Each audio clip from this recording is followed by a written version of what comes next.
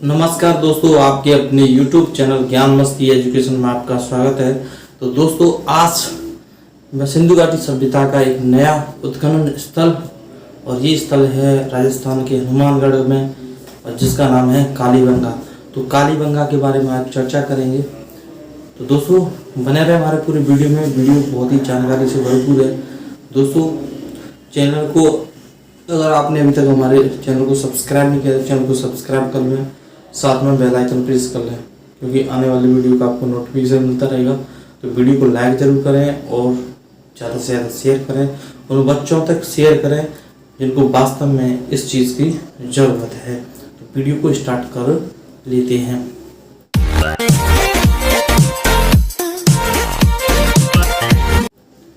तो दोस्तों, कालीबंगा जो नाम है, कालीबंगा का जो वास्तविक अर्थ होता है, तो इस कालीबंगा का जो अर्थ है वो है काली चूड़ियाँ। काली चूड़ियाँ। और इसकी जो खोज की जाए, खोज की बात की जाए तो इसकी खोज की 2 डेट मिलती हैं, कुछ अपवाद हैं।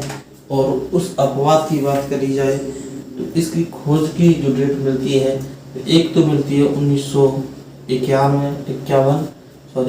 में और एक मिलती है 1953 ईस्वी।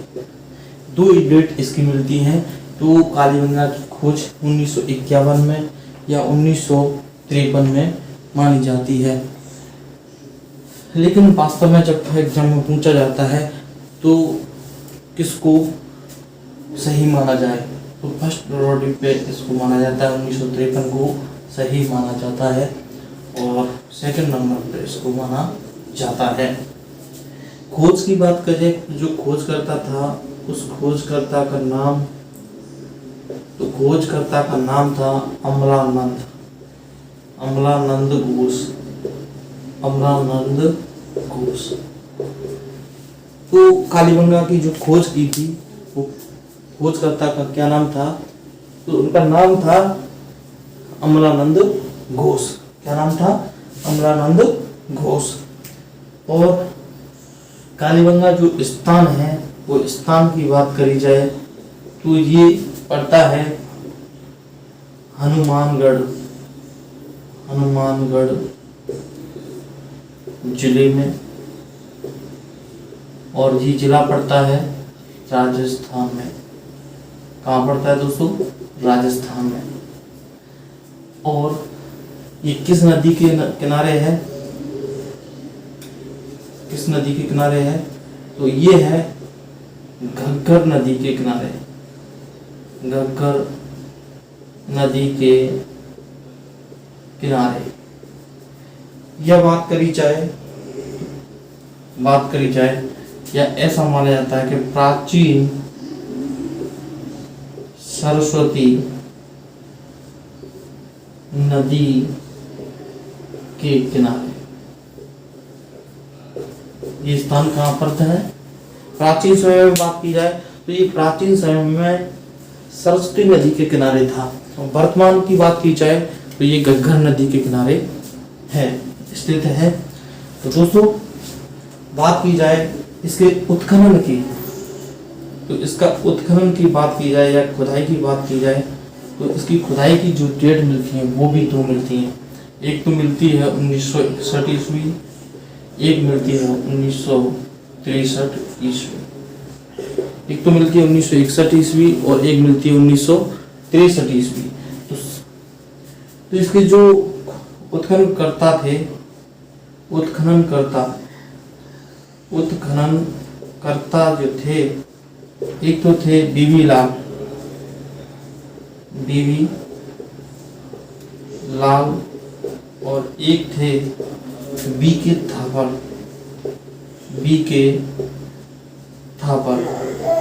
कौन थे? बीके थापर।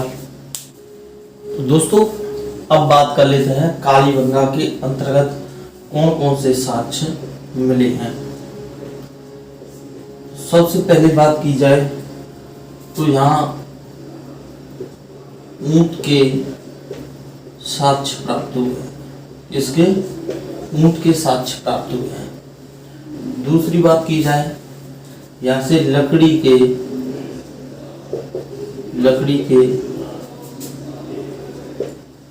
हल्के साक्ष्य मिले हैं।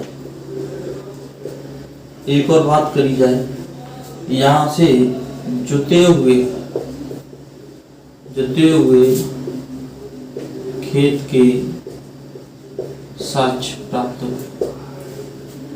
ऊंट के साक्ष्य भी यहाँ से प्राप्त हुए हैं, लकड़ी के हल्के साक्ष्य प्राप्त हुए हैं, जुते हुए खेत के साक्ष्य यहाँ से प्राप्त हुए हैं। और बात करी जाए, यहाँ से प्रत्येक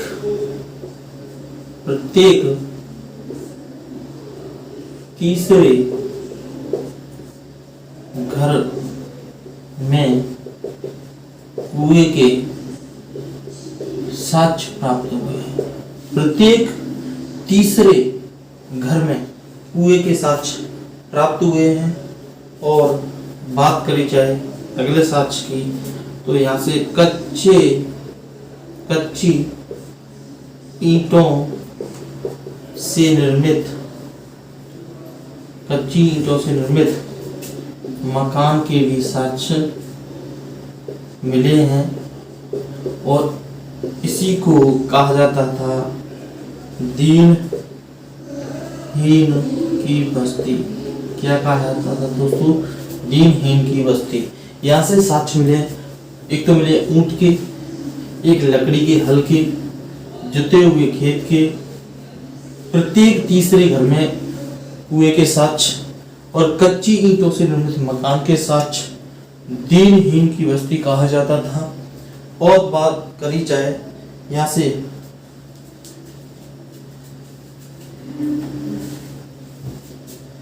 खोपड़ी की शल्य चिकित्सा के साक्ष्य प्राप्त हुए हैं। खोपड़ी की शल्य चिकित्सा के साक्ष्य भी प्राप्त हुए हैं। और यहाँ से भूकंप के साक्ष्य प्राप्त हुए हैं। यानी खोपड़ी की शल्य चिकित्सा के साक्ष्य भी प्राप्त हुए हैं। भूकंप आने के भी साक्ष्य यहाँ से प्राप्त हुए हैं। और यहाँ अलंकृत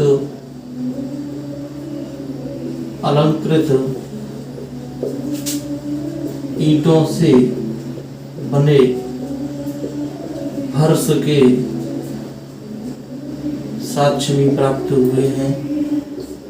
अलंकृत ईंटों से यानी सुंदर ईंटों से बने फर्श के भी साक्ष्य प्राप्त हुए हैं। और बात की जाए, यहाँ से तीन प्रकार के दाह संस्कार के या समाधान के साक्ष्य प्राप्त हुए हैं। और ये हैं आंशिक, पूर्णतः और तीसरे हैं दाह संस्कार। यानी यहाँ से खोपड़ी की शल्य चिकित्सा के साक्ष्य मिले हैं, भूकंप के साक्ष्य मिले हैं और अलंकृत ईंटों से बने फर्श के भी साक्ष्य मिले हैं। और यहाँ से दाह संस्कार के तीन प्रकार के साक्ष्य मिले हैं, आंशिक, पूर्णतः दाह संस्कार। और यहाँ से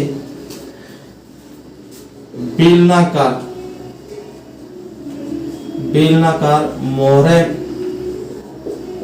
के साक्ष्य मिले हैं, बेलनाकार मोहरे प्राप्त हुए हैं। तो दोस्तों, तो कालीबंगा से ऊंट के साक्ष्य, लकड़ी के हल्के साक्ष्य, जुते हुए खेत के साक्ष्य, प्रत्येक तीसरे घर में कुएं के साक्ष्य, कच्ची ईंटों से निर्मित मकान के साक्ष्य, जिसके कारण कालीबंगा को दीनहीन की बस्ती कहा जाता था। और खोपड़ी की शल्य चिकित्सा के भी साक्ष्य मिले हैं, भूकंप के साक्ष्य मिले हैं, अलंकृत ईंटों से बने फर्श या फर्श के भी साक्ष्य मिले हैं। यहाँ 3 प्रकार से यहाँ के लोगों का जो दाह संस्कार या समाधान किया जाता था वो 3 प्रकार से किया जाता था, आंशिक या पूर्णतः या दाह संस्कार। और यहाँ से बेलनाकार मोहरें प्राप्त हुई हैं। तो ये माना जाता है जो बेलनाकार मोहरें हैं वो विश्व की प्राचीनतम जो सभ्यता थी मेसोपोटामिया, वहाँ से भी ये बेलनाकार मोहरें प्राप्त हुई हैं। तो माना जाता है दोनों स्थानों के बीच में व्यापारिक संबंध होते थे। और बात करी जाए साक्ष्य की, तो एक और साक्ष्य जो है यहाँ से हवन कुंड व हवन वेदिका के साक्ष्य प्राप्त हुए हैं। और बात करी जाए यहाँ से सड़क निर्माण में, सड़क एक दूसरे को समकोण